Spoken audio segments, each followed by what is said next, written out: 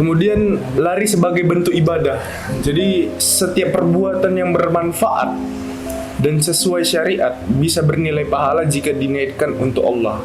Rasul pernah bersabda, sesungguhnya seorang mukmin lebih kuat, lebih dicintai Allah daripada mukmin yang lemah.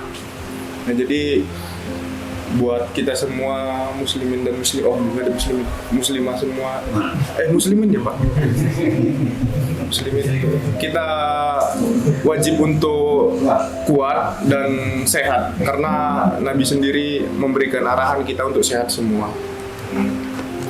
Kemudian ada satu fenomena yang paling ikonik dalam agama Islam, yaitu tawaf.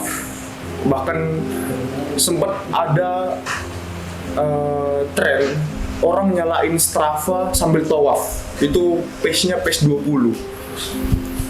Saya nggak ngerti ini hukumnya gimana Mas, nyalain Strava pada saat tawaf. Tapi dalam tawaf itu, dalam sebagian riwayat Rasul pernah melakukan ramal atau berlari kecil pada 3 putaran pertama tawaf kudum sebagai simbol kekuatan, semangat dan vitalitas iman. Jadi tawaf bukan sekedar berjalan, tapi untuk latihan jasmani yang dipenuhi roh spiritual. Ini menjadi suatu gambaran bahwa berlari itu bukan cuma untuk kegiatan fisik, tapi untuk memberi makan roh spiritual kita juga. Seperti yang digambarkan, umroh itu sebagai perjalanan panjang juga.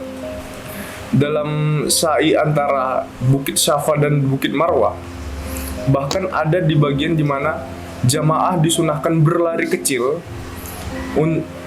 untuk mengingatkan kita pada satu tujuan, pada perjuangan Siti Hajar ketika berlari mencari air untuk Nabi Ismail. Perjuangan itu adalah simbol ikhtiar tanpa henti, meskipun hasilnya Allah tetap yang menentukan. Jadi tetap kita harus berikhtiar ketika kita berlari.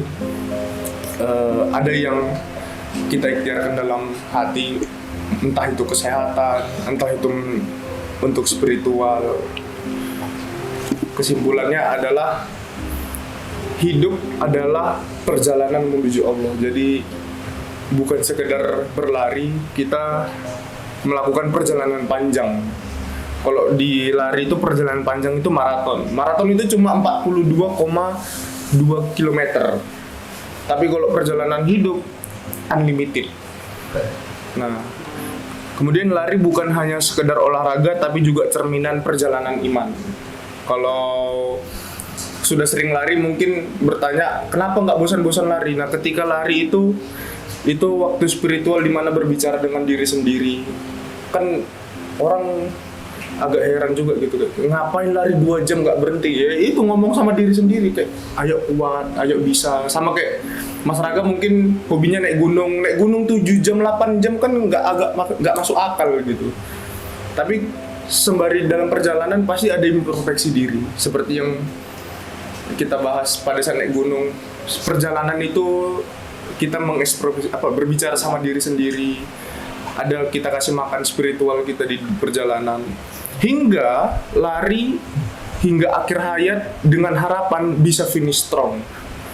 Ini finish dengan kuat di hadapan Allah. Jadi dalam anak lari itu biasanya kalau ikut lomba itu, ini mau juara atau finish strong. Finish strong itu menyelesaikan lari itu dengan kuat atau dengan tanpa cedera dan sesuai dengan waktu yang ditentukan.